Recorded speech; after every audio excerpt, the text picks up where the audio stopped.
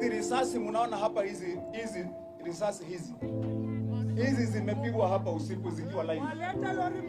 Na sasa swali langu ni kwamba nyinyi mnasikia, mnajua ni kuna Sunday nililalamika nikasema kuna risasi imepigwa nyumbani kwangu.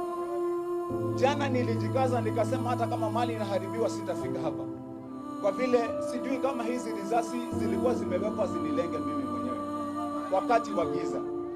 Lakini nasema mimi hayo yote wamenitendea, hayo yote, hiyo hasara yote ya hii mikono yangu karibu miaka 40 nitawaachia Mwenyezi Mungu.